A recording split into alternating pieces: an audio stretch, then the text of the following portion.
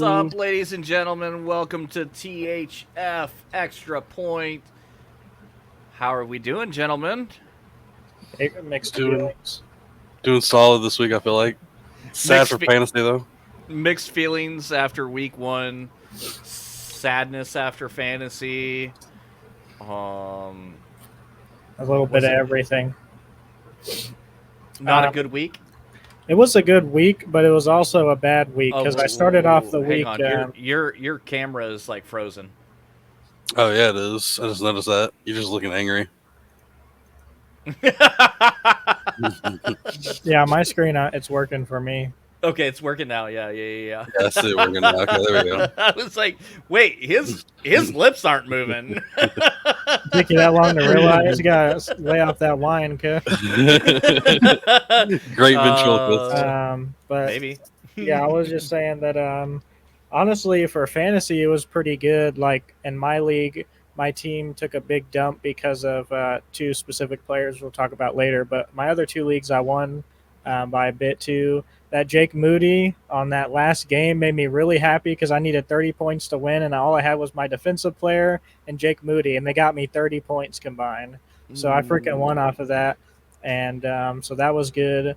And a lot of my predictions about the first week, some of them were pretty hot takes, but some of them was just like the first week was really wacky. So I didn't do pretty good on my bets from the beginning of the week, but at the end I kind of brought it back a little bit. So now we're starting to move again. So like I said, mixed feelings going on. Yeah, right on. I won only one out of my 3 fantasy leagues, so I didn't have a great week. Obviously, it's always a great week for me if the Cowboys win, but fantasy-wise, it was definitely a letdown. In fact, I barely even showed up in one of my leagues, in which we'll get into that a little bit later, too, because I know Digi had the same problem with a little CMC disappearing act. So I had the exact opposite of Janu. Janu said that he needed X amount. He had 2 people that shouldn't have put up points, and they both put up points and won for him. I had the Monday Night Football game with the coach saying 0% chance that CMC would miss the season opener. 0%. I figure worst case, he goes out there for 10, 15 snaps at least. He's going to do better than anyone else. It's CMC. He'll get at least a touchdown. And then Monday night rolls around. I need 8 points to win my game. 8. And they're like, oh, an hour before kickoff. By the way, CMC's not playing. Sorry. CMC ain't playing this week. Best of luck, guys. So, yeah, I had to put in the third string backup because you have CMC's backup on the bench. And so I had the third string in. He got me a half a point on a tackle assist. Yeah. That's all he got the entire game. He didn't play a single snap at running back. He played only special teams. Wow. Yep. Yeah. In one of my leagues, I had Aaron Rodgers, CMC, and Conklin going into Monday night. I was down by like 60 points, and I was like, that's an uphill battle, but it's doable with those 3. It's doable if Aaron Rodgers and the Jets come out firing. If CMC does this normal thing, like this is a doable. I can still win. Yeah, not so much. So much at all. I hit on the unders on that game on a lot of people. It was crazy. But, yeah, unders were very popular, especially with a lot of studs. A lot How of many studs quarterbacks went under? Because the average yards for passing across the entire NFL this week was 200 yards. The week was so bad, especially for betting. Usually, at least from my experience the last 2 years, it goes, super high off week 1. But it was like this week there were so many players like Amon-Ra St. Brown. Like you could argue like Drake London, whatever, he's not going to do good this season. That's why he doesn't have any catches. Kirk Cousins bad, whatever. But Amon-Ra, he's already the wide receiver 1. He's proven himself. He didn't do anything that game. That one surprised me the most, man. Like it was, and it's not like Detroit wouldn't pop it off. Yeah, and they just were not using him. And then you have, the injuries and stuff like that, which happens every year. But it's like, and then the wonky, numbers and everything. It's just crazy. Yeah, there was a lot of people that just, they weren't existent, man. And like, not that I feel like it's going to be this way every single week, but to the same fact, it's sad that Xavier Worthy was like the best of the rookies that came in with his 2 catches or some crap like that, 2 catches, and but the thing is, he got 2 touchdowns because he did exactly what Xavier Worthy did, exactly why the Chiefs picked him up. There was an end around where they used his speed, touchdown, and then every freaking play, nothing. Finally, he beats one of the defenders. And what's going to happen? Patrick Mahomes, one of the best damn throwers in the league, obviously he's going to hit him deep. Like, easy throw for a touchdown. That's going to happen all season. It's not going to be every week, but it'll happen all season. Yeah, because people were saying, like, dude, imagine if Patrick Mahomes still had Tyreek Hill. Well, guess what? They have someone faster than Tyreek Hill. Xavier Worthy now. So, yeah, I mean, it's going to be a crazy season. Now, I mean, Worthy's definitely got some time. You know, he needs to get he needs some. We need to see more of a sample size before we can say he's Tyreek Hill. But damn, he's flying though. He's flying. I say we're gonna see him getting 50-yard plus touchdowns at least 3 or 4 more times this season. At least. I would say if I'm being nice, probably. Yeah, I was gonna say if I'm being nice, I would say he's probably going to hit maybe 8 or 9 50-yard touchdowns. I think that's going to be his role. The speed. That's it. That's gonna be. He's just going to be a deep threat. He's only going to get a couple catches. He could be a really good flex. Maybe not one of your like starting wide receivers every single week once Hollywood comes back, but I think he could be a super solid flex for like the entire season. And since we're talking about the Chiefs, Rashee Rice still did his thing. Yeah, I was kind of worried about him as far as fantasy goes. I was a little, as a Rashee Rice owner, I was a little worried, but he still did his thing. One of the best in the freaking league this week with 100 or over 100 yards. Not a lot of people went over 100 yards this week. Yeah, there's some week one rust that's expected. Oh yeah. This was bad though. It was something like the lowest scoring first week across the NFL, and don't quote me exactly, but it's like 30 or 40 years or something. The lowest scoring. There was half the average points scored this first week than there was like in the last 3 or 4 years. Like somebody there was it, just nothing. Clip yeah, it, right? We'll clip it on TikTok. Clip it, dude. For real. It is. Brian it was says one of scoring the worst, is down. Yeah, it was one of the worst scoring, one of the worst offensive. Like it was an off week for everybody. Even the Cowboys. The Cowboys came out there. I love the Cowboys. They came out there, looked awesome, but then they let off the fucking gas. Like they just kind of started doing whatever. They're like, we probably got this win. We can do whatever. Yeah, listen, it was actually not that great on offense. I feel like they didn't have to do a whole lot. I mean, if we're switching over to the Cowboy game, we can talk about it real quick. They didn't feel. I didn't feel like they were sucking on offense, but they weren't doing anything flashy. And CD Lamb and Dak, they looked like they missed training camp. There was a lot of throws at CD's knees. There was a couple of throws that I thought CD, a ready CD would have had. And look, nobody's a bigger CD Lamb fan than. Oh shit! I just dropped him.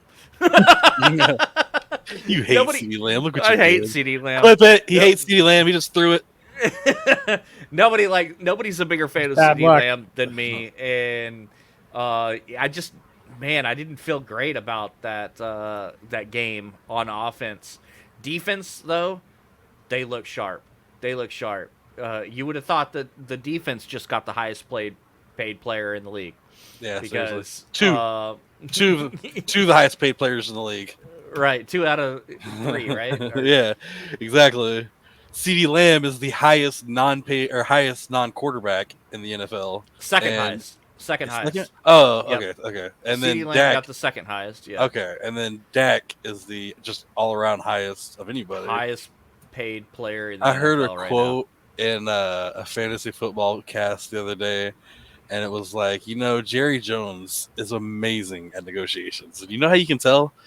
Because every negotiation, whenever you start it, going into it, the end point that you want to be at is this dude needs to be paid more than anyone in the NFL has ever been paid. That's how you should start any negotiation. We're going to finish this paying this guy more than anyone has ever made in the NFL. Like, what are you thinking, dude? Come on. Oh man. So let's just go ahead and knock it out of the way, right? Because that was out of all the headlines that came out of Week 1, number one was Dak's contract. 4 years, $240 million. It was announced hours before the Cowboys took the field on Sunday, and it is a very polarizing announcement if you're a Cowboys fan. So go ahead, Digi, tear it apart. Tear it apart. Mean, I feel like silence is golden in this situation, dude. Our best bet as a Cowboys fan was hoping that this year was going to be a year before rebuilding year, and that next year, Dak Prescott. No offense to him, he's an amazing regular season quarterback, probably one of the best in the NFL, and a great person too. Yeah, an amazing dude. He's an amazing guy. Amazing guy. What he does with the community is awesome. But postseason, dude, he's got 2 wins in his entire career. 2 freaking wins, man. People call Tony Romo Tony Homo. They say he's one of the worst quarterbacks the Cowboys ever had. Tony Romo sucks so much. Tony Romo's got the same amount of playoff wins as Dak. Like, come on, man. What are you talking about, dude? Dak is just as good a quarterback as Tony. But Dak deserves $60 million. Like, I don't know. I just feel like we wasted our chance at saying, all right, Dak, next year, you're either going to have to take a really small contract or prove that you're worth big money, or we're going to let you go and we can start someone else and then spend that money getting Tyreek Hill or Stephon freaking Diggs or any badass wide receiver to have CeeDee Lamb and a secondary. Like, could you imagine Xavier Worthy and CeeDee Lamb on the Cowboys right now? Any quarterback would have 2 studs right now to throw to. But we didn't do that. Instead, we threw all of our money at Dak and said, all right, Dak, well, next 4 years is on your shoulders. Or got a crazy trade, for Dak, and then try and get something else in return. What team out there is going to want to pay $60 million a year for Dak Prescott? Your cap is $255. I feel like Dak could do really good on a different team if he just got the momentum and motivation to have another team back him. Because as a Cowboy quarterback, you just have all that pressure behind you every single year. Just like you could be anybody, like not even just Dak, just anybody that has that star in their helmet. Because I think he is a really good, talented quarterback, but just me, how I view it, if it's not changing and we keep having the same results every single year, we got to do something different.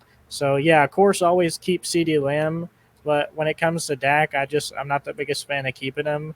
Even if we got to start fresh new with somebody next year or something like that, make a trade deal with them or something. I don't know, just get rid of them and try and get more return on the offense and things that we're missing out on, and rebuild on that. Because we're so content with mediocrity, we're content with just doing really good in the regular season.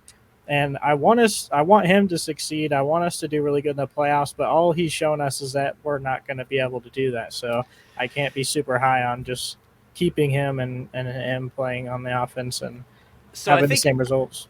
I don't think you understand what mediocrity means, because the Cowboys have had nothing but a dominant record each of the last 3 seasons. Playoff mediocrity. Okay, well, I mean, there's a lot of teams that don't even make the playoff. Yeah. So we're the Cowboys, dude. We've made it the last 3 years in a row. Dak was also in the MVP conversation last year, and was second in MVP voting. So he's no slouch. On top of that, $60 million a year average. He's the number 1 paid person in the NFL at this point, but that's only $5 million more than Jordan Love just got. That's only $5 million more than Burrow currently has, or Trevor Lawrence currently has. So I mean, they've all been better in the postseason than Dak has. Hell, even Jordan Love has freaking beat Dak. Okay, yeah, I mean, but he's been paid less. But I'm saying, like, overall, like, body of work. And to also, and Trevor or Jordan Love getting paid that much. Jordan Love still has 4 or 5 years in his future where he can keep getting better and better and better and better and better. Dak's going to be 31, 32 years old this year. 31. He's going to be 31. Yeah, he's already hitting that peak. In 4 years, Dak will be 35 years old. We're paying the most money in history for a quarterback who isn't going to keep getting better and better and better and better. His stats are going to decline because of age. But the point that I'm making here is that this is the going rate for a stud quarterback. And yes, I understand Cowboys hadn't won anything in 28 years. That's not on Dak. Cowboys haven't won more than a couple playoff games. Yes, some of that is on Dak. Not all of it. I mean, Dak, it wasn't Dak versus the 49ers last year or the last 2 years. Last it year, was everybody the fell apart. Cowboys versus the 49ers. The Cowboys. Dak is the guy that put up the most touchdowns in the league last year.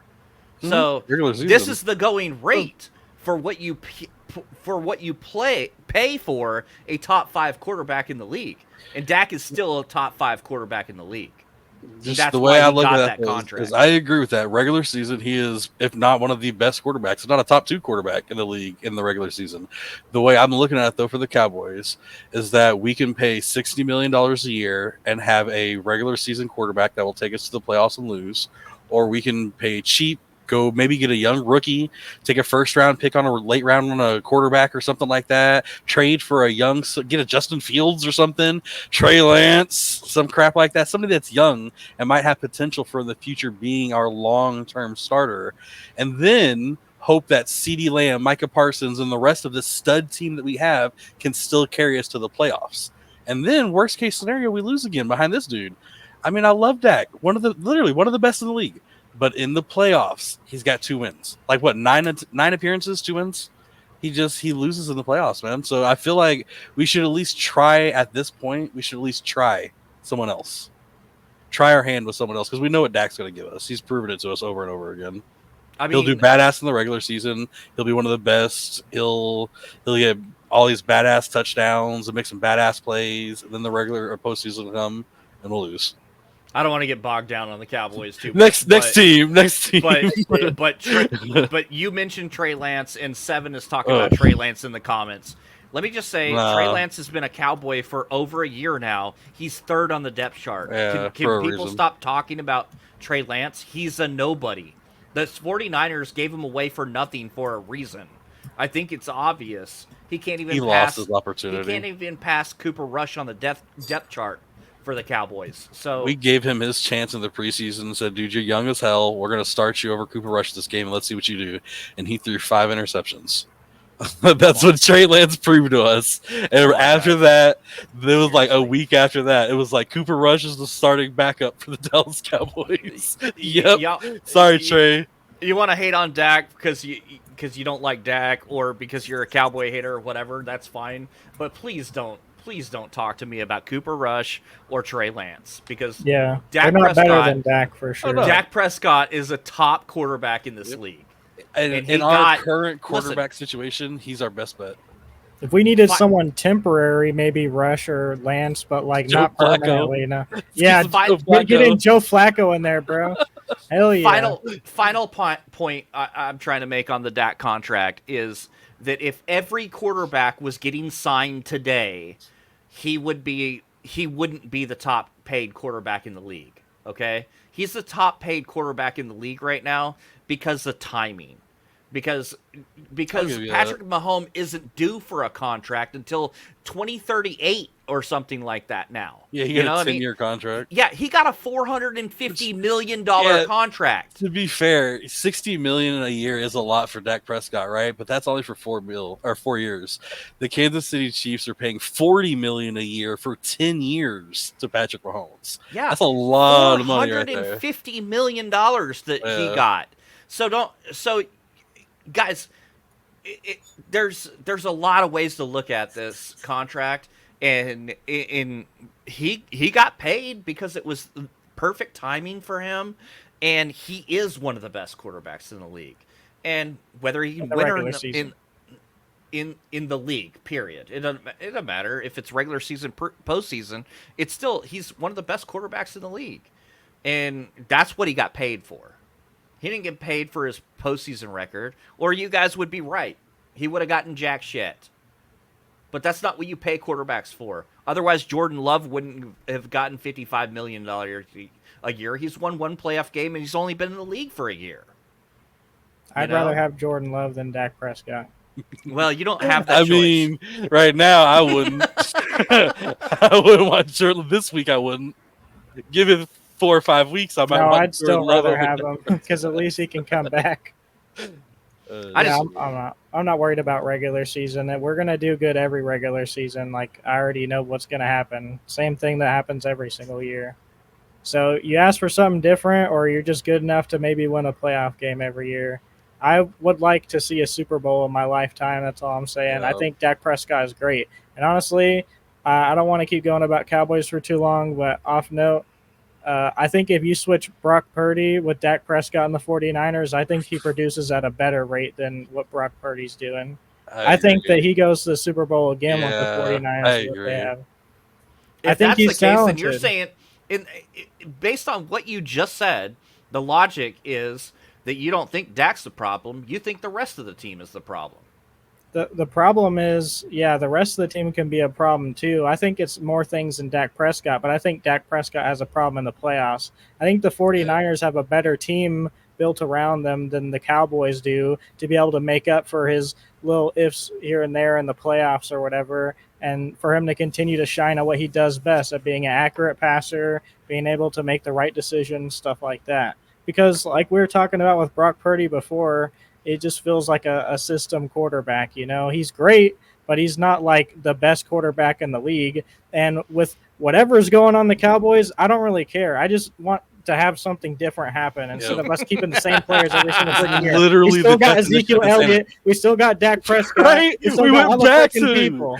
We're back to Zeke and Dak. I don't want to hear Cowboys fans trying to defend all this stuff. We're just doing the same thing every year, and then we're making big moves, big changes. No, I don't care. This is all in. I'm not a Cowboys fan because I think we're going to win. I'm a Cowboys fan because I'm a Texan. You know what I'm talking about? Yep. I'm from Texas. Nobody thinks the Cowboys made any big moves in the offseason. Everybody. Barry Jones did. Yeah, he thinks he's going crazy. He might right be now. the one person in Dallas that thinks that they made big moves, but he'd be lying to himself. Let's move on from the Cowboys. Last little thing about it, I will say the one Eric Kendricks dude. Okay, what about that guy? Actually, a good move. What was he like? Our only pickup the entire offseason. The dude got 6 solo tackles, 2 sacks, and an interception. Okay, welcome to the Cowboys, man. First week. That's what I'm talking about. Our Defense only pickup freaking killed it, dude. Yeah, I was hating on Kendrick. I'm like, the dude's 36. He's some old dude that we shouldn't have even picked up. Dude killed it. Anyway, done with Cowboys. Move on. I got an off now on a different game. I just want to say that obviously I didn't have to do this, and I don't even know if there's any Panthers fans that watch this. Maybe they'll come back and watch this later on and come back to it. But I was a lot higher on their team, almost to give them a little bit of motivation, a little pep in their step a little bit. If anyone's listening that's dealing with the Panthers and just doesn't want to chat, I'm over here hyping them up because I see this round 1 wide receiver and I see this round 1 running back, and he's not playing yet, but I don't think it's going to make that much of a difference. And then they go out there and lose 10-47 in front of my face to do that. I knew it was going to be a game where they probably would lose. I wanted to be a little bit higher on them in the chance, but that big of a loss, they're still bad.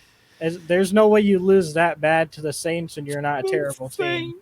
Now, the Saints did have a winning record last year but 9-8, 47-10. Come on, man. Yeah. That one was a rough one. Well, since we're switching gears to that this is what Janu is referring to right here.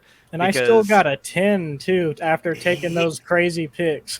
He was the only one to pick Carolina on that board this week. I figured it'd be 7-3 or something. That was going to be my first question to you when I brought up the pick'ems this week. Was what in the hell were you thinking picking Carolina? So I can give you a short breakdown. Deontay Johnson, and then Brooks, and the new offense that they're scheming around a quarterback that's going on to a second year that's supposed to hopefully have improved since last year. But he goes out there and throws like 2 interceptions or whatever, and loses by that much. It doesn't look like it's going to change. So it's week 1. I'm thinking something can happen, but no. So not going to be happening again from me, at least until later in the season, until I see something from them. Yeah, you got to see something out of that to pick that, especially against New Orleans, because like I said, they did have a winning record last year. So I'm like, I just really didn't understand that pick. But I mean, I when you talk about it, it makes sense to me because I know you're really high up on rookies. You were the Houston Texan whisperer last year. And like, I'm willing to give people a chance, at least. Yeah, yeah. You were ahead of literally everybody on the Texans last year, so it makes sense why you know. But I think you're going to be wrong about the Carolina Panthers this year. I gave them a week, and now I changed my opinion. But that's just one of those things where, like, if I hit it, everyone would have been like, "Oh my God, who the hell picks the Panthers?" So I'm like, "Why not? Just throw it in." That was Psycho Nana last year. Yeah. Every week there'd be one person that was just like, "Who the hell picked that?" Oh, Psycho Nana. Yeah, like I said before, like even on my like tier list thing, I even said like Panthers, they're not going to the playoffs or something, but I think they're going to have improvement, but it doesn't look like it. It doesn't look like it. Now, there was another game where we only had one person pick against the flow, and that was the Pittsburgh-Atlanta game. And no, there's 2. 7 got that one right. Oh, was there another one? Mm-hmm. What was the other one?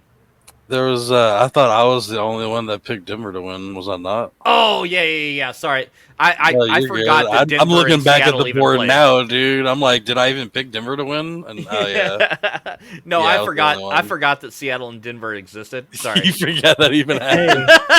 Give Bo Nix at least one more week to shit the bed, and then we'll see what happens when he goes against the rest of the team. It's the only reason I picked him, dude. I was like, you know what, man? First week, Bo Nix. All right, let's pick Denver to win. Let's see what he goes out there and does. Just give him one more week, and you're going to see the Bo Nix action. I'm telling you, one more bad week, and then after that, we're going to see some Denver Broncos action. You know, speaking of the rookie quarterbacks getting their first start, there was one of them. Who was it? Chicago's quarterback, Caleb Williams. Caleb He's Williams. The first rookie to get a win in his debut since like 2006 or something like that, or something. It was a crazy number. Dude, something stupid. To be fair, though, with that Chicago game, though, man, Caleb Williams in his season opener, he had one of the lowest the lowest amount of passing yards for a quarterback in like the last, I think it was like 20 years or something like that. I had it written down for the exact amount, but his defense 100% won that game for him, dude. Like 100%. They had all the touchdowns. Caleb Williams ended up finishing the game with 93 yards, I think, altogether, all combined. And like I can look up his actual because I want to make sure I know the exact stats. But he had under 100 passing yards, no touchdowns, no rushing touchdowns. He looked throughout the entire game just kind of scared, almost like skitterish, almost like he kept holding the ball and would like do this number and like look around. He would like run a couple steps and look, and like he was just making very, very bad throws. It didn't. I don't know. The whole entire game didn't look good. And honestly, like I said, I know that he is going to have bad games starting out, but it was the entire offense. I mean, Keenan Allen walked out there and was dropping passes. He dropped a wide open pass for a touchdown in the end zone, man. That would have given Caleb Williams so much trust in Keenan Allen. If that would have been his first touchdown right there to Keenan Allen's, his first NFL touchdown, dude, Keenan Allen's would have been killing it this season. And Roma Dutse got hurt too. Yeah, I mean, to be fair, though, he should have trust in Keenan Allen anyway. Keenan Allen is a stud veteran. I mean, he's just a rookie, so well, no, don't get me wrong. I'm not saying Caleb Williams is going to suck this year, but I'm saying this game I did not think that Caleb Williams was going to do that bad this game. I mean, his number one wide receiver, 5 catches, 36 yards. Keenan Allen, 4 catches, 29 yards. His third best receiver, 1 catch, 11 yards. 1 catch, 8 yards. 1 catch, 6 yards. 1 catch, 4 yards. Like, that was my big thing, dude. Like, with my Chicago game, I had one big, I called it correctly, and one big, I called it incorrectly. I said Caleb Williams is going to do bad to start the season out. I didn't know it was going to be this bad. I knew he probably was going to do bad to start. He's a rookie with a crap ton of pressure on his shoulders. I figured he wasn't going to do that good. I figured maybe like 150 yards and 1 touchdown, maybe an interception. Cole Kmet, though, I thought Cole Kmet was going to have an amazing start. He was going to come out there and fucking kill it. Caleb Williams was going to be under a lot of pressure and have to constantly chuck it down. And who better to chuck it down to than your tight ends? I figured Cole Kmet would have at least 5 catches, 5, 6, 7 catches on the day. He would have been an Isaiah Likely. But oh my God, dude, Cole Kmet was absolute freaking trash too. 1 catch on the day. He was like that last year though too. Seriously, he would be a ghost one week and he would put up great numbers the next. I had him in another league, so I mean that's just the way that goes. And I think that's pretty standard across the board with tight ends. I mean, what was the high catches and yards for tight ends across the board in week one? So check it. Dude, tight ends this week were so trash, man, that we had Mark Andrews. He had 2 catches on 2 targets for 14 yards, no touchdowns. Evan Ingram, 1 catch on 4 targets for 5 yards. Travis Kelce, 3 catches on 4 targets for 34 yards. Ferguson, 3 catches on 5 targets for 15 yards. Tyler Conklin, 1 catch for 6 yards on 2 targets. Kincaid even 1 catch on 2 targets for 11 yards. Crazy. And none of these guys got any touchdowns. Taysom Hill, 1 catch on 2 targets for 1 yard. Taysom Hill. Did we look up the what was the highest scoring tight end in fantasy this week? It was Isaiah Likely. There was only 2. There was only 2 tight ends that did anything this week. That was it. Yeah, and it's it was nothing the rest of the league. It's so crazy. Like, for the tight ends this week, it was Isaiah Likely had 9 catches for 111 yards and 1 touchdown. Did great. Now, granted, like it was 8 of those catches were probably 20 yards. And 1 catch was like 50 yards. So that was awesome. But then Foster Moreau, 4 catches, 43 yards, and a touchdown. The third best tight end this week in the NFL, Kyle Pitts, 3 catches, 26 yards.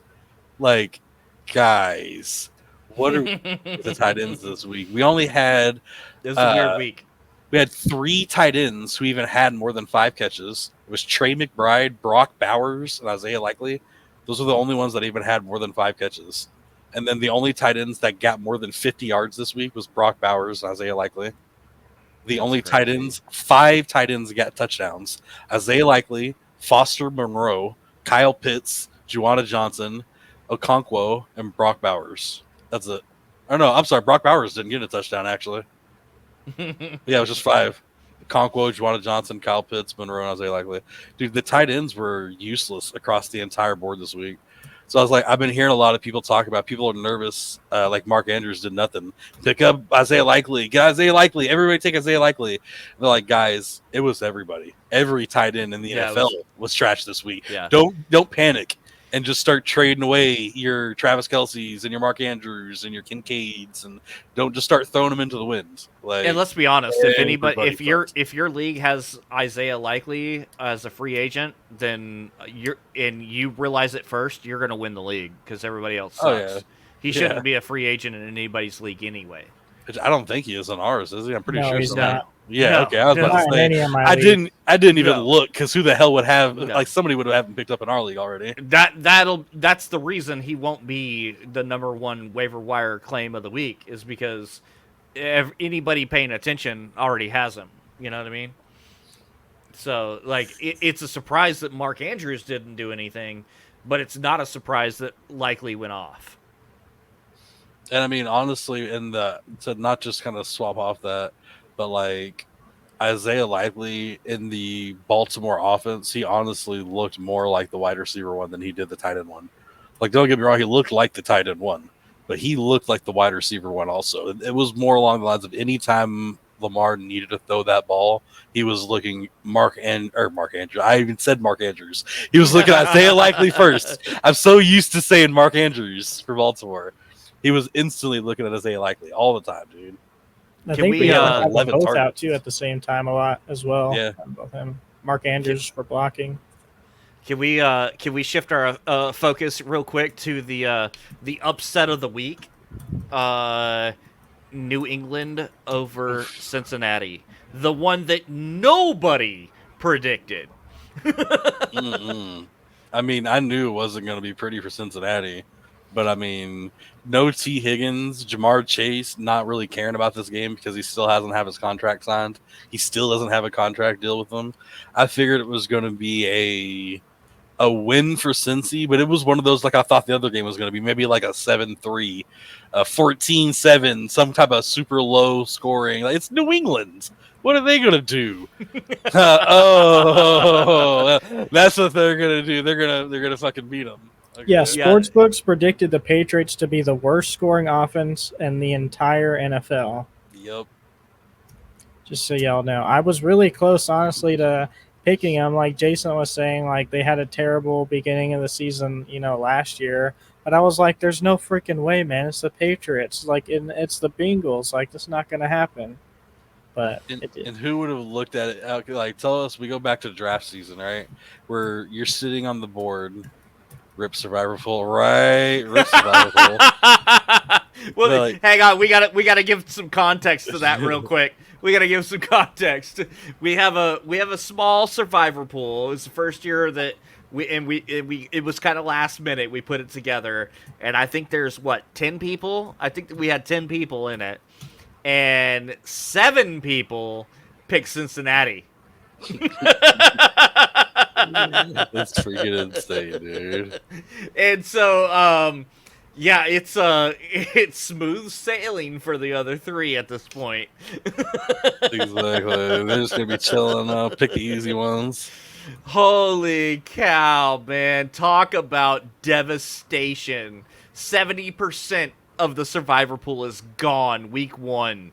Yep. Because Cincinnati, and you know what?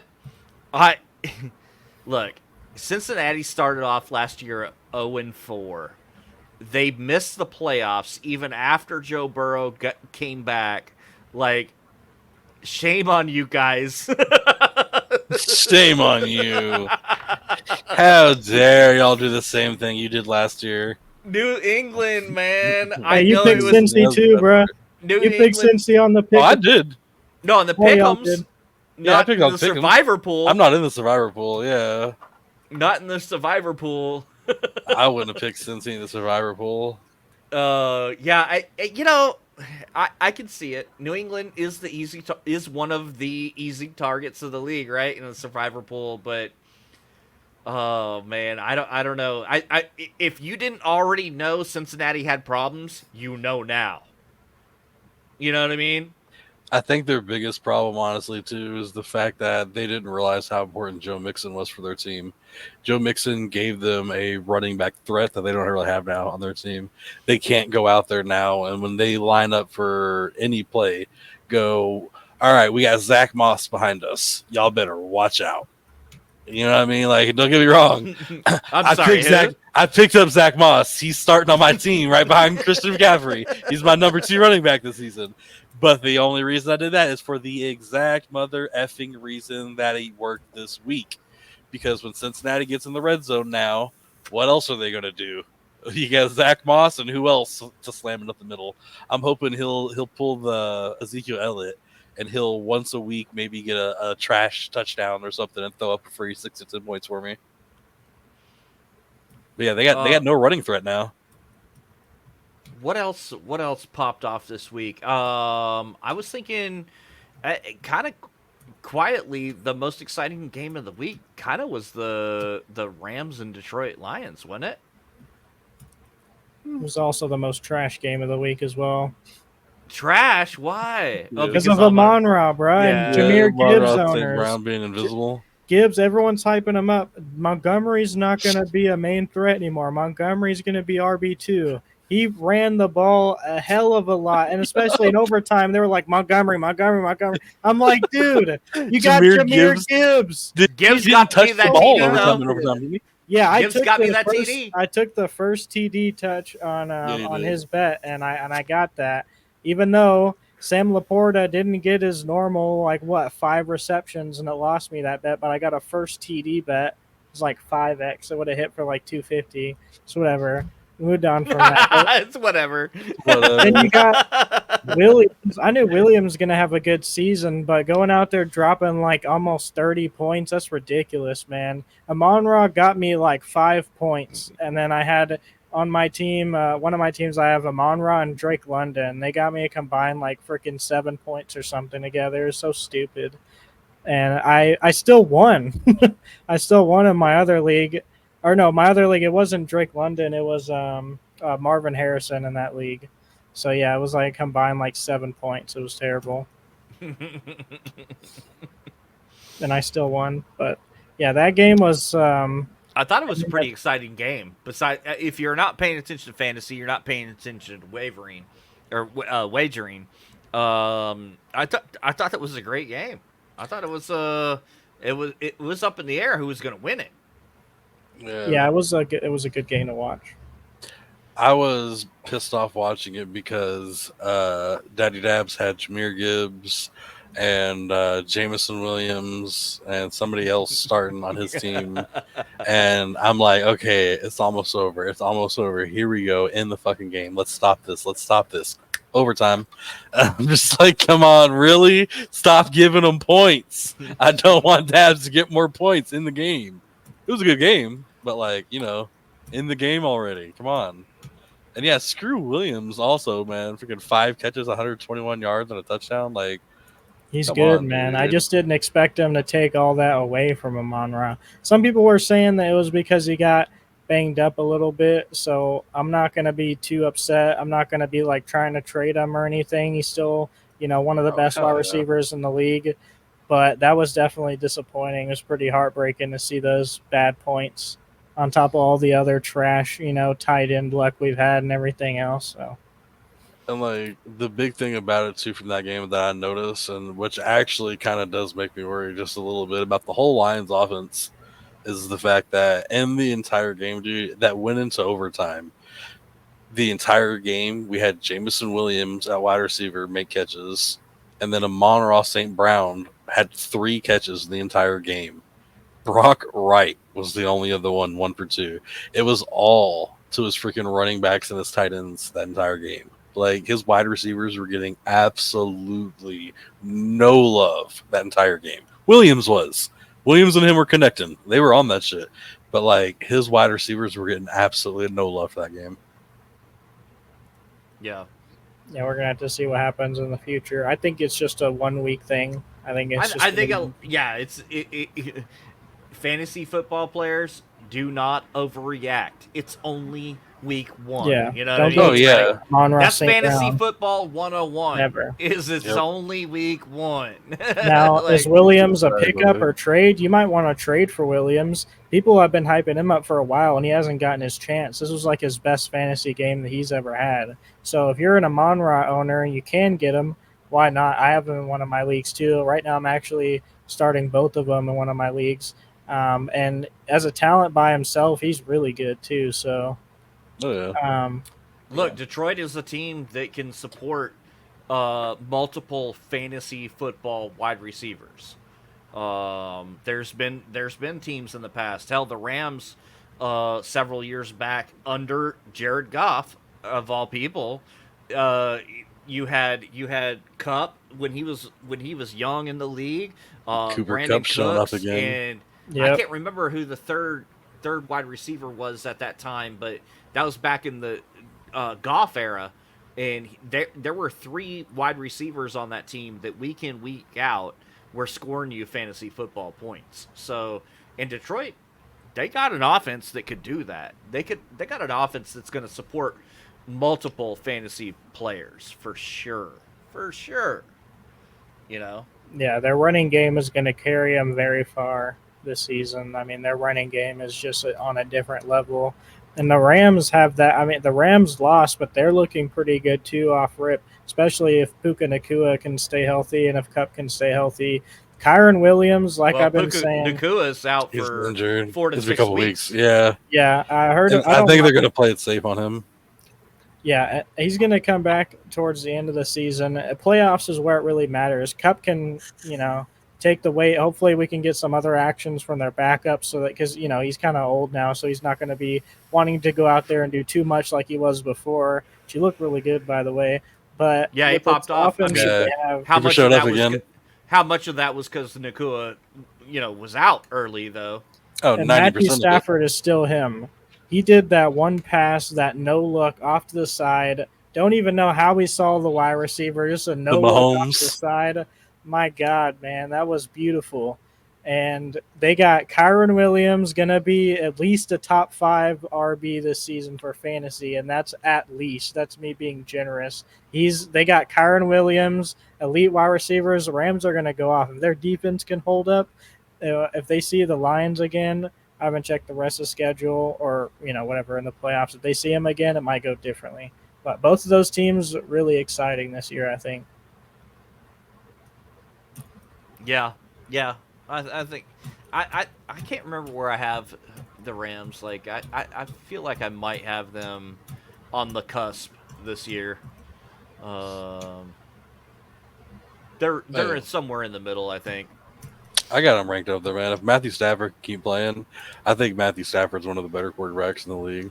I don't think he gets enough credit, man. He is a very, very talented quarterback. He was one of the only quarterbacks this week that actually went over 300 yards. Like, he was. Yeah. He was also playing from behind for a lot of it too, though.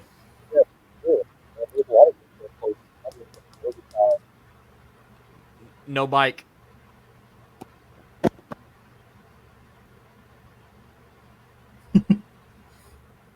Went robot mode for a sec. Oh, can you hear me now? Yeah, there we go. Okay, yeah, I didn't do anything. It must have just like bugged out or something. Yeah, you were. It sounded like you were talking underwater. All All of a there sudden, you it just flipped off. That was weird. My mic didn't like y'all. But anyway. I can go over the trophies of the week now if y'all want to hear about that. I got a pretty big list here, so it's going to be a lot of conversation. Oh yeah, good. Mr. Rookie Watch has got a new segment we want to do here. What did you call it? Trophies of the week? And This is going to be trophies of the week, and then I have the opposite, which are the duties of the week. The teams that took a big fat dumpster on my team. So we have it's going to be a rookie edition this week. It can change, but so here's what we got. So this is a rookie edition trophies of the week. The first person up on here is Brian Thomas Jr. I put this guy at the top because not you, Brian, but unless you have a son, Yeah, Thomas Jr.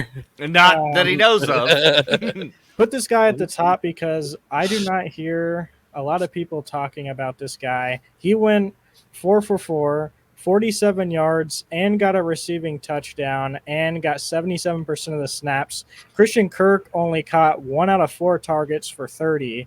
So right now, as of week 1, things can change, but he's looking like the wide receiver 1 and one of the best, in my opinion, rookie prospects for wide receiver this year. And people just aren't talking about him a lot. I rostered him. I'm starting him this week, so he's really good.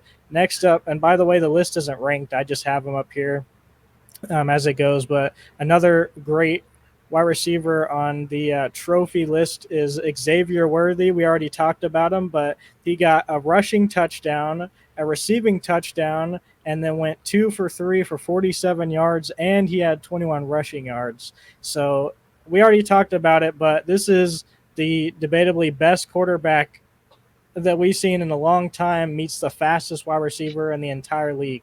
Xavier Worthy is extremely exciting. He just Arguably started. the fastest person in the NFL.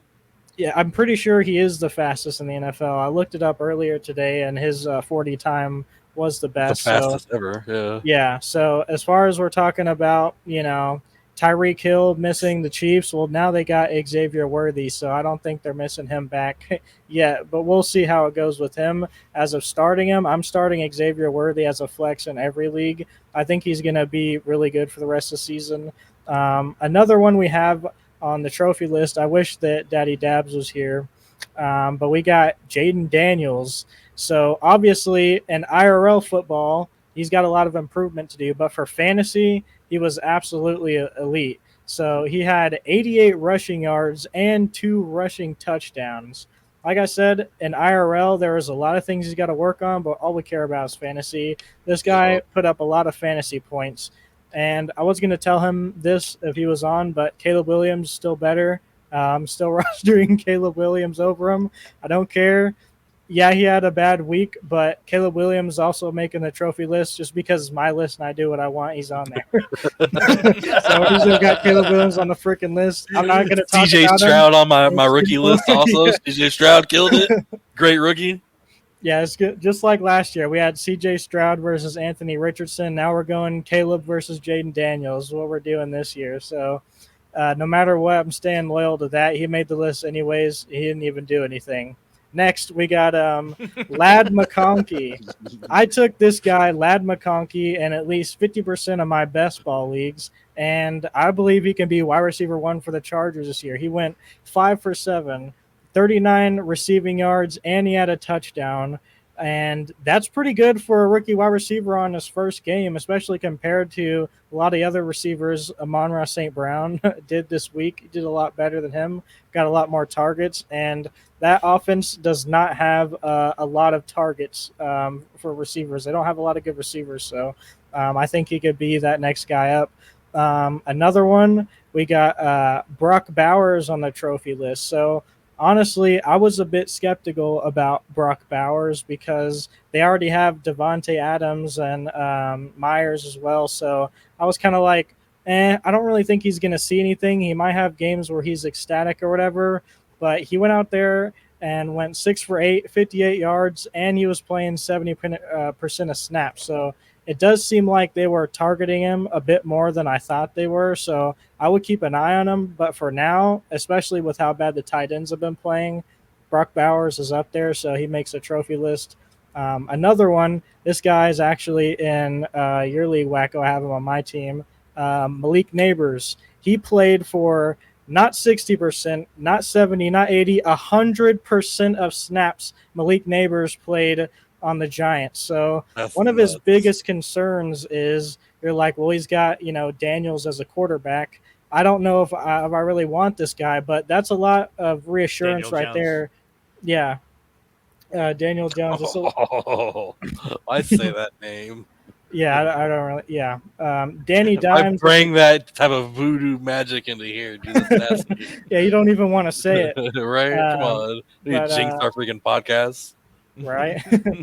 Yeah, but with And Danny podcast Dimes trash. as a quarterback, you're not really too comfortable with a wide receiver, but he went for 100% of snaps, 5 out of 7 targets, and 66 yards. So that's not bad for playing with Danny Dimes. So I'm a bit more confident in him after that game.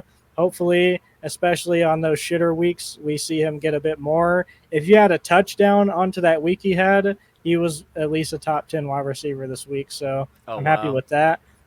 We have Keon Coleman.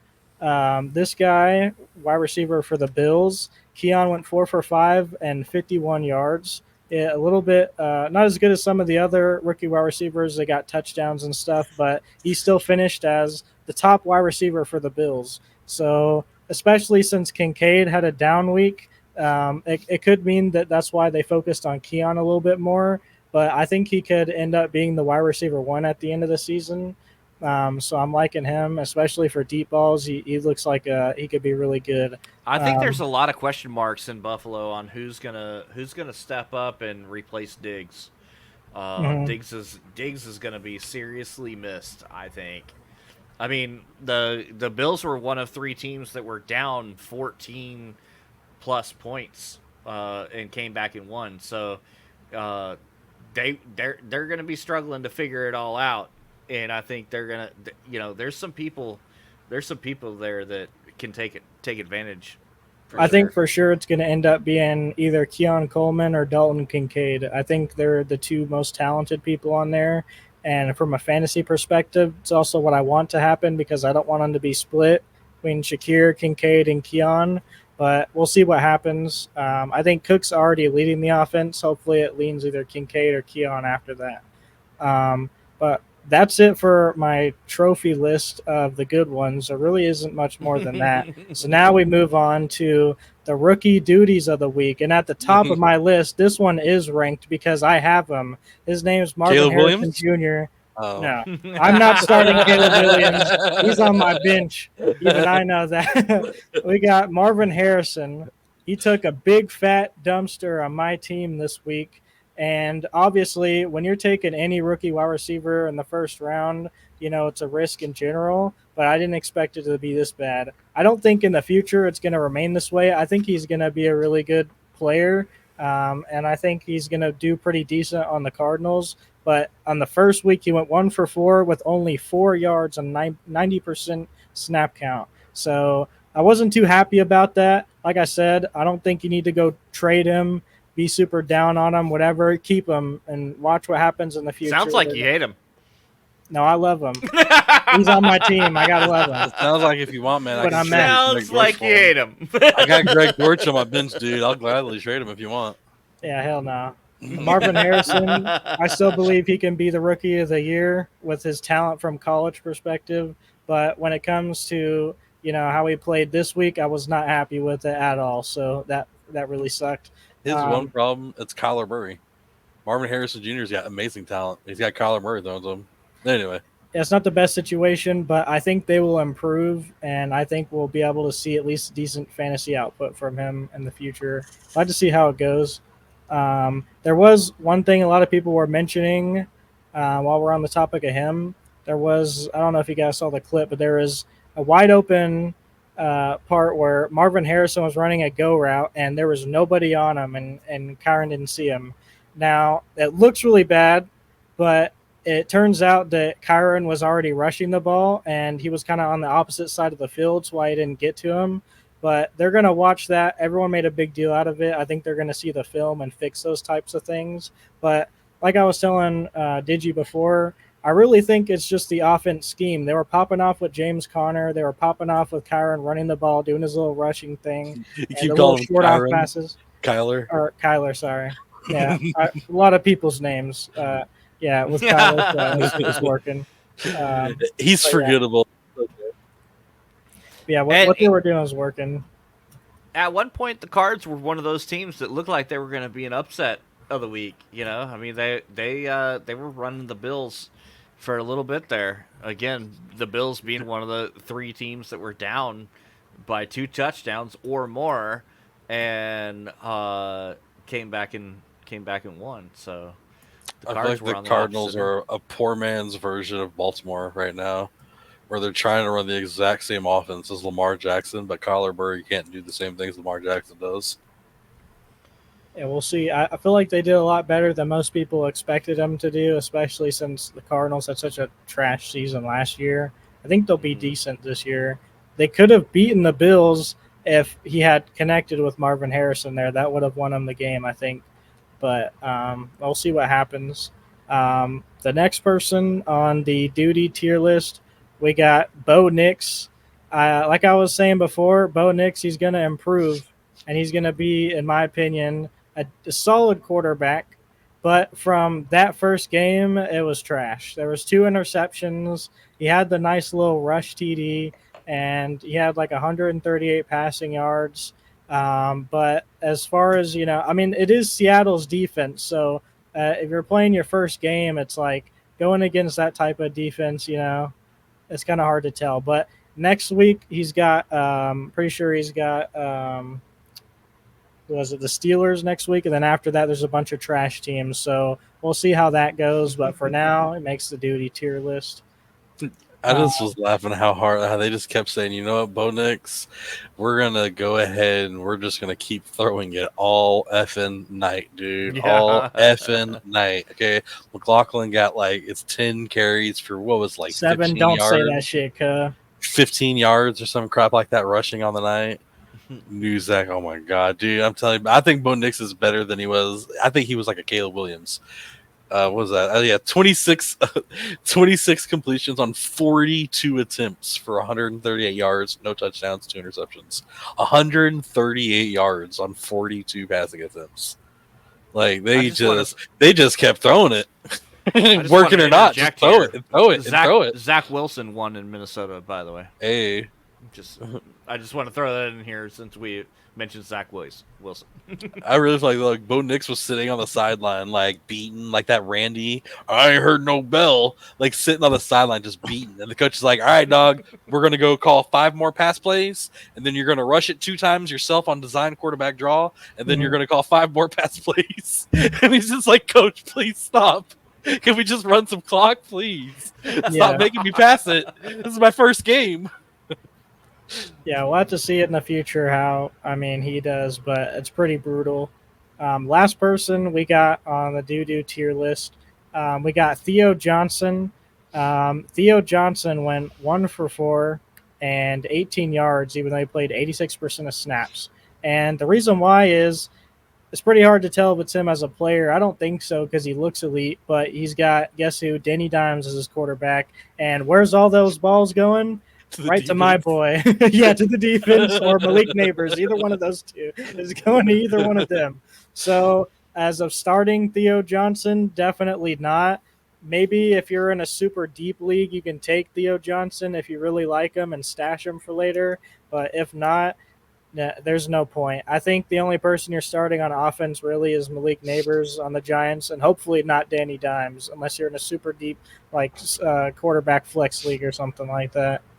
But yeah, that's everyone for the doo-doo tier list. Very nice, very nice. Real quick, before we get on to the next stuff, we gotta make sure we explain some of these scores here. Oh fuck! I was hoping we'd forget this altogether. Obviously, we have a THF fantasy. Yeah. Obviously, we have a THF fantasy football league here, and it's only week 1, right, fellas? It's only week 1. Dude, I'm just gonna say it real fast. I want to go back and look at my actual account real fast, but I'm pretty sure after week 1, I have Christian McCaffrey is now questionable still for week 2. Hopefully he'll play. They said he was going to last time. Hopefully he will. Lamar Jackson is now questionable to play. T. Higgins is still questionable. Addison is now questionable. So my backup wide receiver, T. Higgins, might not play. Addison, my third string wide receiver, might not play. My number 1 running back might not play. My corner or quarterback might not play. Ferguson, my starting tight end, is definitely not going to play. Week one, ladies and gentlemen, half my effing team is already questionable, and Ferguson ain't playing. So Cole Kmet or Tyler Conklin are my 2 fucking starters. Yay! Big tight end numbers out of Cole Kmet coming in.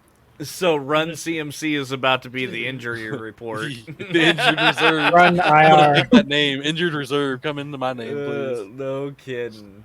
And that the CMC thing was a shocker. I mean, yeah, I still can't believe that. Yeah. 1 hour before game. Dude, I can't believe that. Even if he is 90%, even if he's fucking 50%, you put him in. It's the season opener. Dude, even if he runs 5 snaps, you put him in. It's CMC. You don't bench him. Like, So, I mean, I guess that's a big win in the handicap, or the not handicap, the handcuff conversation. Like, do you draft handcuffs? I did. I went and grabbed Blake Corum immediately because Kyron Williams literally threw my team last year. Dude, I should have, but the main reason why I should have, honestly, is the Keenan Allen thing, too. Like, Keenan Allen, right? He's not even listed as questionable right now. Keenan Allen came out of the game last week which I'm glad he's not listed as questionable right now, but I feel like he's questionable because he came out of the game last week limping. And Keenan Allen's older and has been injury prone for many seasons. So a limping Keenan Allen, I feel like, is worse off than any of my other questionables that I have that are actually listed on my team right now. Yeah. Now the CMC one, he just returned to practice last week, Yep. and he had the questionable tag like before that. Yep. During our draft, he was questionable, and that's why I grabbed Mason. I think with one of my last 2 picks, and I even said this guy's going to be a golden handcuff if something happens to CMC. I was thinking, CMC, he's been a workhorse, man. Like the guy's probably taken more snaps than anybody in the NFL over the last 3 years, and I was just like, man, running backs. It makes sense. It makes sense, and I'm hoping he's good. I really do. But it's eventually time for him to start breaking down the way he's getting whooped. I mean, that dude is workhorse of workhorse. Oh yeah. You know. And the biggest thing for me about CMC that honestly pisses me off even more is that as of like 8 or 9 a.m. today, it was announced that CMC probably isn't going to play week 2. Thank you for announcing that he's not going to play week 2 now, so I can have him at worst at my flex. But if his injury was so bad that he's going to miss 2 weeks, then why was it Friday and Saturday you were saying there's no freaking chance CMC is going to miss our season opener? Yeah. What? If it was so bad that he's going to miss 2 weeks, then you should be like, well, I don't know, dude. He might play. He might play limited. They got to be super careful about that too, because there's rules in the NFL about when declaring a player questionable, when declaring them doubtful or whatever. So if there's anything weird happening there, which would explain it not trickling down to fantasy world, because fantasy. You should know everything. Yeah. You know what I mean? Well, I mean, did you see the video that Janu posted, man? Like, there's actual controversy about it, dude, where some of the running backs apparently were told that they'd be starting like Friday. And then after they said to the press that they said that they heard that they would be starting by Friday, the coaching staff went back and were like, we never told them that he would be starting Friday. We told him that he might have a chance at seeing some yards or some time on Friday, but we never told him that he'd be starting. And then after the game, the media questioned that dude about it. He was like, dude, this is why I don't like talking to the media, because y'all just causing drama. Like, I'm not going to be talking about it anymore or whatever. He kind of just like blew it off. But so apparently they knew Friday, telling like the second and third strings that they were going to be starting. But they said CMC was going to be playing up until like 6, 7 p.m. on Monday. Like, bro, what? There's like actual controversy about it going on right now. People are pissed. That'd be interesting to see how that develops, because like I said, I mean, they got rules in place. I mean, I wonder if the San Francisco ends up with any fines over the matter. It was fucked though, dude. Because like I said, it was one of those situations where the way they were talking about it was worst case scenario, CMC comes in as a backup. Okay, well, CMC as a backup running back is still better than 90% of the running backs in the league right now. So hell yeah, I'm going to put him in. Unless they tell me Sunday that there's like a 10% chance that CMC is going to play, then hell yeah, I'm putting CMC in. Of course I am. Hell fucking yeah. And then and Monday comes around. Oh, all Monday, still nothing. Not worried about it. Dude, like, I don't know, it was like 6:30, 6:45. I get a message from Aerodark on Discord. Bro, CMC got rolled out like 30 minutes ago. You got to go fix your lineup. Who am I going to put in? Who do I have left? Like, didn't you grab the guy that was playing behind Mason? Yeah, I picked up the second string, who didn't even play offense, dude. He literally didn't play a snap of offense. He just played special teams. He had 13 plays on special teams and 1 assisted tackle. That was it. Yeah, what are you gonna do, right? Dude, that was. Wait, I took it down already. Janu, how'd you do? Yeah, I did good. I won in 2 of my leagues. Lost in 1 of them. I won in yours. I was down before the last game, like I was telling y'all, that my kicker, my defensive player popped off. I'm pretty happy about the team that I have this year, and I'm confident in it. I just have not been sure on my flex positions who I want to be starting and sitting yet because I have a lot of good flex options. I really just need to fill an RB, but I'm happy I got this dub in this week. Probably going to win next week. We start You're off 2-0, which is good. next door neighbors, right? Yeah. Okay.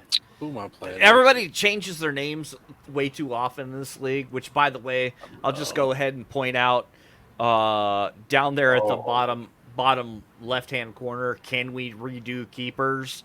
That is Q-Swin, who took the honors of being the lowest score of the week. So he gets renamed by the top score of the week, which was That's What She Said. And yeah, so he renamed him Can We Do Redo Keepers? So I'm playing against you this week, Wakko. I couldn't Sorry. remember what your team name was. Like, I forget. Yeah, I got you this week, right? Yep. I'm gonna lose, dude. My first 2 weeks are gonna suck with injuries. I'll take that because I lost this week to That's What She Said, who was I think he finished third in our league last year, and I think who did I need? I needed something. Oh, yeah, I basically lost because I mean, look, I'm still a decent scorer in the league, but I got Dak that did nothing and CD Lamb that did nothing. So, like, I easily could have had another 25, 30 points on that score if those guys had actually like done what they did on average last year. I think it's actually kind of cool too. I just realized that this week, every single one of the matchups this week was at least the winner scored at least 150 or higher, except for y'all's matchup, Fiery and Vince's be tripping 131 to 126. Y'all were like the toilet bowl this week. We had like 150, 200. Those are kind of high scoring games, man. It was 164, 155, 153, 162, 162, and then Ray 131. almost got the worst team of the league. Yeah, That was right. very, very close. Close. Very close. He's not even here to defend himself. Luckily, he doesn't have to be here to defend himself right now. Just Q. Boo, Q. I mean, I'm sorry. Boo, can we redo keepers? It was good though. I'm looking forward to next week. I'm looking. Hopefully, the real NFL can please stand up next week. You know. Damn, Q said I still beat Wakko last year. Oh. I mean, if that's your claim to fame, you know, you're not striving very hard. Come back. I'm going against Q next week, so I'm starting out 2-0. I'm happy with my next week. Is I'm starting to it. GG's. Burn. Good luck with that, dog. I'll take any wins I can. What else we got for the night, fellas? The fucking AC keeps blowing up right here on my green screen. It's blowing my green screen. It's making it pop out. It's funny. Oh, we should look at next week's games. Yeah, next game's well. Real quick, I'll for those that didn't see it in the Discord. Oh, wrong buttons. Wrong buttons. Those Just that click didn't more see it in the buttons. Discord, we had Monday Night Football. We had the Jets and 49ers. We had Monday Night Football squares. 3 of the squares that hit were blank, but our very own Digital Navy hit that 42. You know why I picked 42? Because 69 was already taken. 69, that was the first one. 69 was already taken. So I thought, man, well, what other number could I pick? Well, I can't pick 420. So I guess I'll pick 42. Like 420? 42? And it worked out. So that's what I picked it. Stoner luck, baby. Stoner luck. 42 and 84 will be the next squares sold. And next week we got Atlanta Falcons and the Eagles on Monday Night Football, which leads us into all the pick'ems for next week. And if you guys want to play against us, subscribe to my channel, and you can play weekly pick'ems against the podcast for free. This is our lineup next week, fellas. What games on there stand out to you as something special for one reason or another? You go ahead, Janu, if you want. Well, I mean, the toilet bowl game is going to be the Giants versus Washington. I think Washington's going to win that, but I mean, if Danny Dimes loses to a rookie quarterback on his second game that can barely pass the ball over 5 feet away from him, it's going to be pretty crazy. But I think they're going to get that.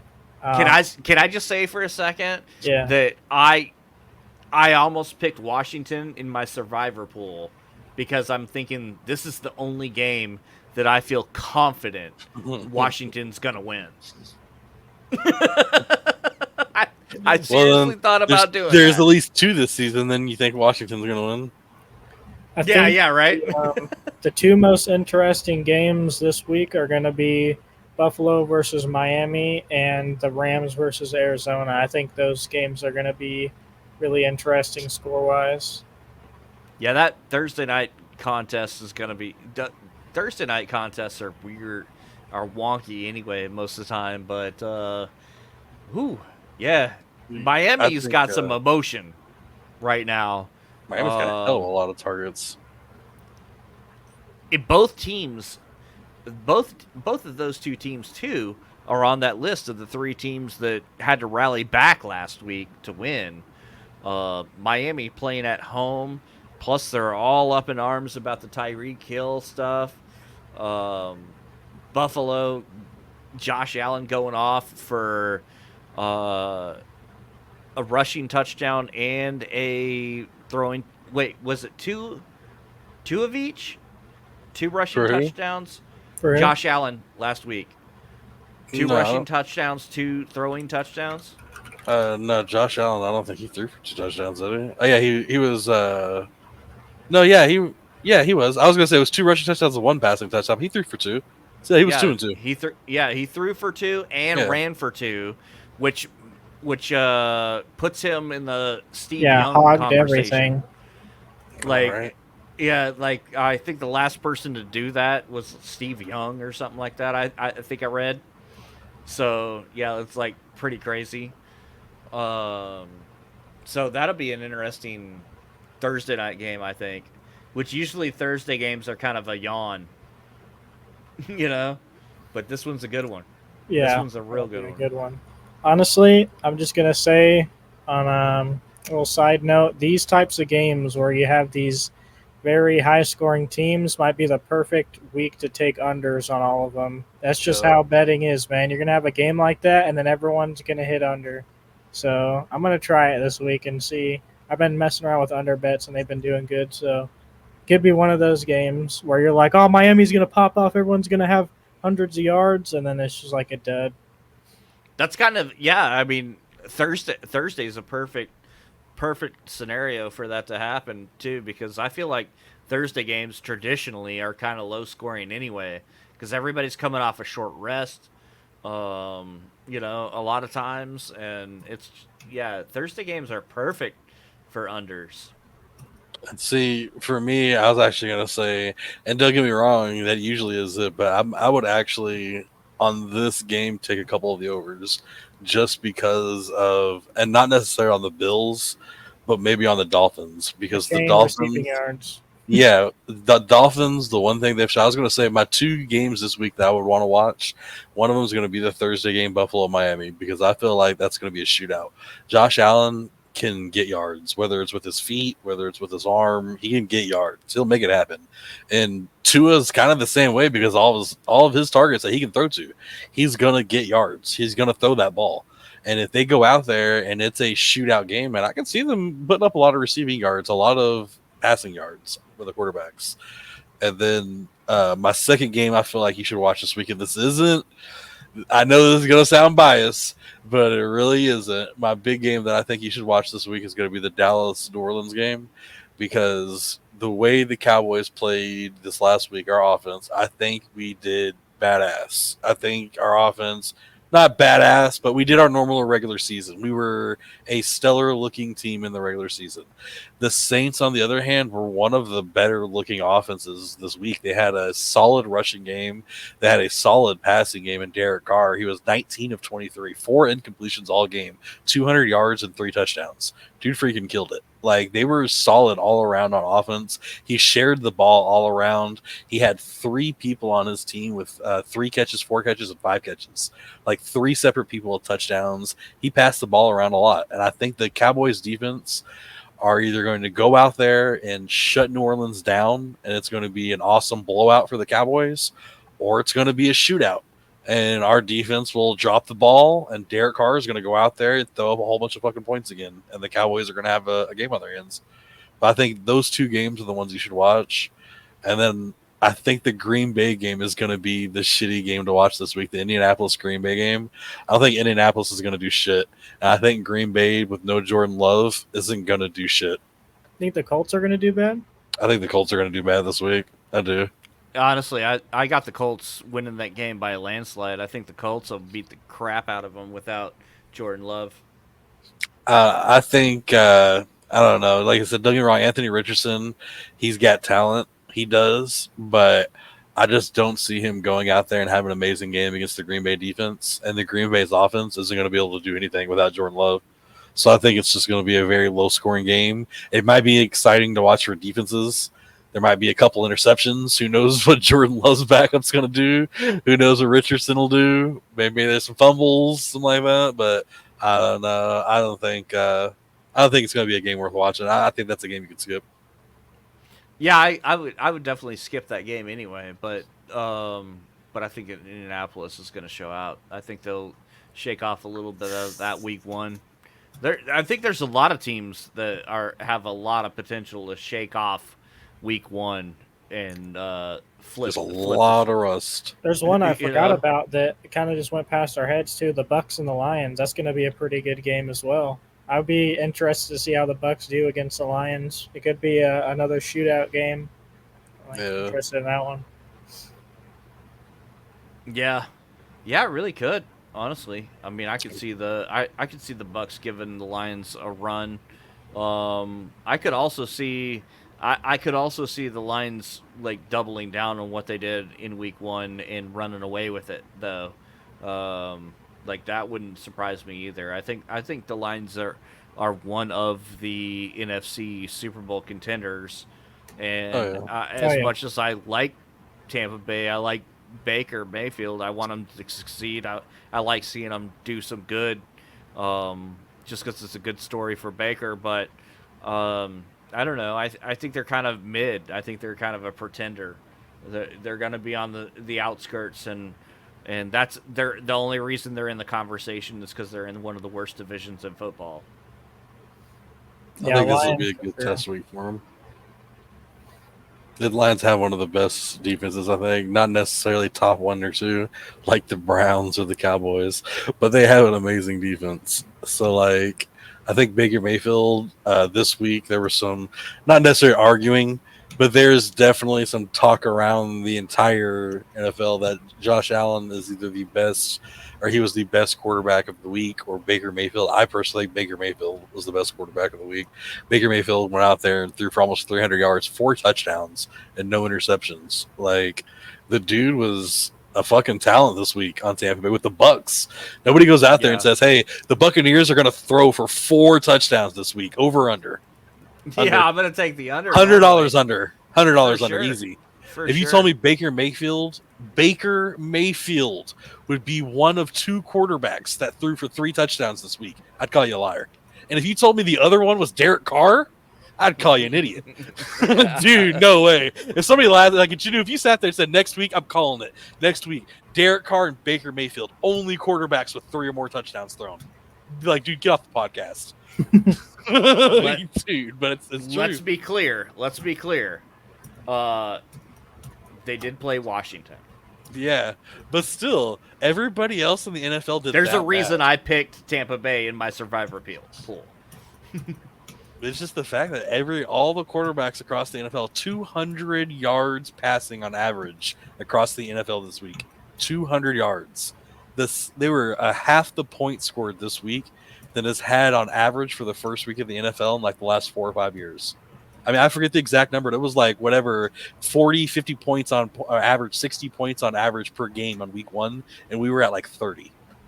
Dude, yeah. I mean, this is a horrible Crazy. week 1 for the NFL. Every team sucked. Absolutely. Well, guys, we need to throw out some bets real quick. I think we've got a we didn't do the primetime parlay for week 1, but we're gonna get that going for week 2. So real quick, because we don't want to, we're almost to the end of the show. What do you guys think about an over under? What's one player you're throwing out there? Like, hey, this is a guy that I think is gonna do it for me this week. I'm gonna put him in the primetime parlay. I'm going with Montgomery rushing yards this week. I'm pretty confident in that one. They're using him a whole lot on the offense, mainly in rushing more than receiving. I think, the Lions are going to get away with that game against the Bucs. I think they're actually going to have to try, though. So they're going to be putting in Montgomery, and I think he's going to get it pretty easily. Very nice. Digi, what do you got? I'm taking Lamar, and I wish when he comes back it'll change. I'll pick it first week, but it seems he's not here, so I'm going to be taking Lamar Jackson over on rushing yards, because right now they have him at what is it? Hold on, because my prize picks just made me reload. They have Lamar Jackson at 56.5 rushing yards over or under. I feel like that's a crime because he's going up against the 9th worst rushing defense in the NFL right now. And with how horrible Lamar Jackson's offensive line is looking, I feel like half of his plays, he's just rushing. Like, the fantasy footballers, dude, one of my favorite quotes I heard about Lamar Jackson this week, he said, I was watching the Baltimore game, and it felt like I was watching someone play Madden as Lamar Jackson. Like, every time there was pressure, he just, scramble out, 15-yard scramble, 20-yard scramble, throw on the run for 15 yards. He did everything. It was all on his legs. And, like, only he could throw the freaking ball to Zay Flowers in the end zone, for God's sake. Right. Then you'd be the perfect quarterback. Oh, yeah. But, yeah, I feel like it's a crime having him that low on rushing yards. I feel like he's probably going to go over 100 yards rushing again. Right on. I'm gonna make a little callback to last season. He was my popular parlay. I'm gonna go CD Lamb, and I'm gonna go over on the yards. I think he's hovering around 87 yards right now, as far as most of the like prize picks and underdog or whatever. And like he had a disappointing week 1. He had a disappointing week 1 as far as fantasy over-unders and stuff like that go. I look at CD Lamb as a guy that people can't stop. And I think with another week of practice under their belt between Dak and CD, I think both Dak and CD have a big week in against New Orleans. And so I'm counting on CD over on the 80-something yards that he's showing in most DFS right now in over-unders. And then we'll get Daddy Dabs involved off screen. We'll get it posted in the Discord, what the primetime parlay that we actually post and bet on. So tune in next week and see if we actually hit our primetime parlay. And then I think that's... did Janu have a couple? Are we doing a couple of your underdog picks? Or I thought you had a couple of those ready. I thought you were going to rock a couple of those bets. You be doing dozens and dozens of those, man. Yeah. Might as well share your favorite one. What do you think is a free bet that you got for everybody? Yeah, this is a good time to point out. No gambling is free. This is not gambling advice. I use code Janu. Yeah. He's Coach Noodle right there. Hit me up in the Discord if you want to need a code on Prize Use Picks. that code. The first thing I want to point out, they have on Underdog right now, they have the extra point. It's a Sunday main slate draft. It's only $5. What I like about these ones is you can only do one of them. So you don't go against these people that are sweating doing hundreds of drafts, just sitting there all day doing hundreds of them. Everyone gets one of them, so there's not that much competition. It's RNG. It only costs $5. But I just wanted to go over my team for these. So I went with Jaden Daniels at quarterback, J.K. Dobbins at RB because you can grab him later. And going against the Panthers, I think he's going to do really great. A lot of people grab quarterbacks early like Lamar Jackson and stuff like that. I take Jaden Daniels later for that rushing upside because they're going against the Giants. You grab him later. Early on, I'm taking wide receivers, so I grabbed Cooper Kupp, Garrett Wilson, and Xavier Worthy. And then last pick, I took a tight end, and Brock Bowers was there, so I grabbed him. That's kind of the strategy I'm doing it for this week.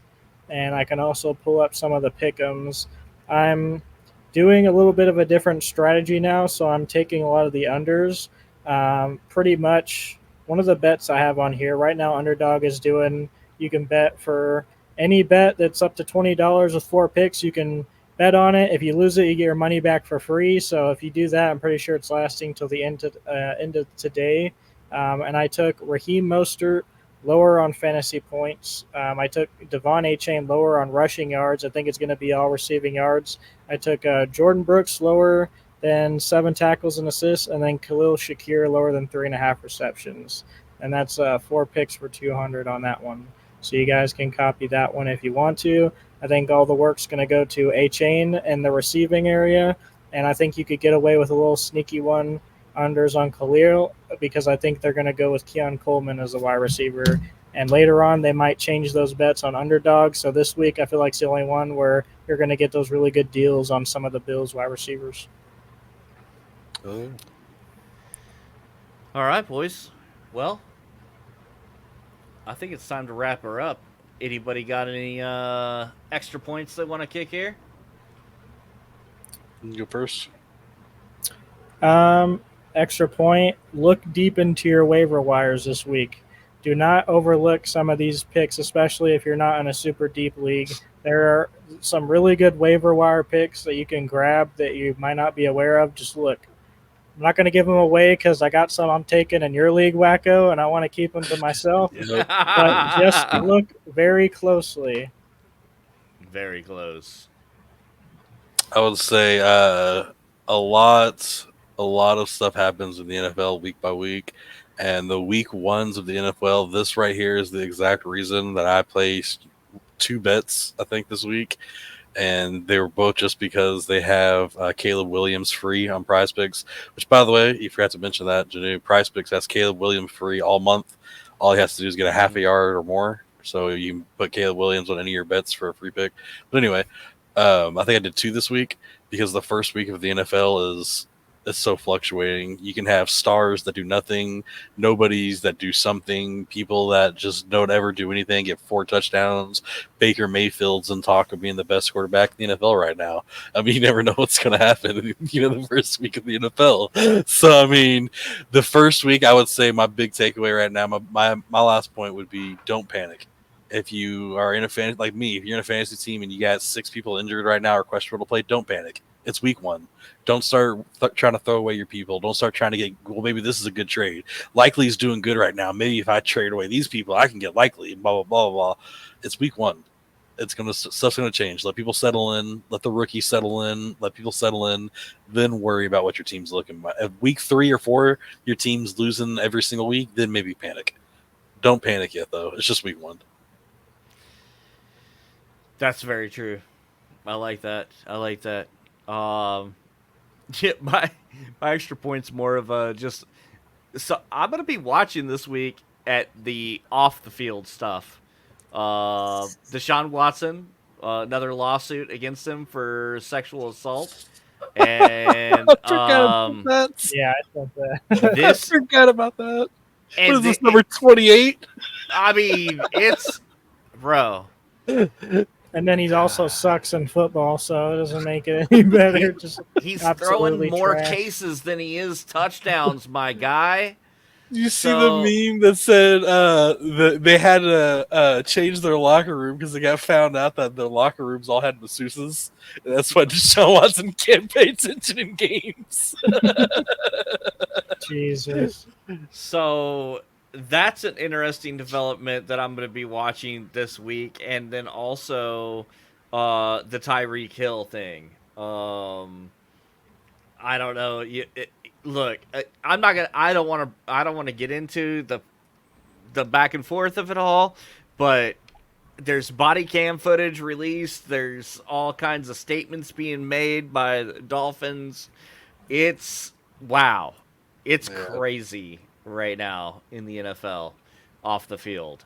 So, yeah, that's what I'll be looking forward to this week is trying to sort through some of that drama. Maybe we'll report on that next week. I'll say It's this, gonna man. be interesting. It's not so bad when or Kyler Murray's looking at his head coach right now going, hey, Call of Duty's not so bad, right? Yeah, right? It can be a lot worse, right? I can have a lot worse addictions, dude. Call of Duty's not so bad. Maybe you just let me keep playing. Deshaun Roethlisberger is crazy, bro. Oh, man. I love that. Okay, we're wrapping it up. We're out of here. Just like Deshaun and Watson, dude. We just can't wrap it up. Oh, my I God. feel bad to be a Browns fan. Guaranteed Jeez. 200 mil. Just feel bad for the fans, honestly. Dude, Look, I feel Deshaun Watson's the luckiest guy in the world. That dude's getting paid 200 mil guaranteed just to sleep with masseuses. Like, jeez. All right, ladies and gentlemen, we got to wrap this up. We got to go raid somebody. Did you gentlemen see anybody particular that we want to send off a raid to? One of our friends of the community somewhere. we raided IB last time, so I don't necessarily want to raid him again. Tweety's live right now. It's the only person I got on here. Kano's live Yeah, you also. want to go say hi to Tweety?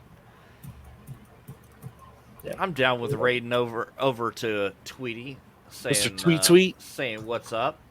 Ladies and gentlemen, thank y'all so much for being here tonight. We've enjoyed talking with you guys about the NFL and talking with each other. Don't forget about the Monday Night Football squares that you can get and the NFL Weekly Pick'ems. Just jump in the Discord. We'll tell you all about it. And go say hi to Tweety, our friend. Let him know that it's a THF podcast raid. And hit him with some love. Gentlemen, it's been a pleasure. Been a pleasure. Great show again, man. See you guys next week. Let me know when you hit the raid button. I've started mine, so I can hit it whenever. All right, I'm ready now. Ready to go? Let's go. Bye, guys.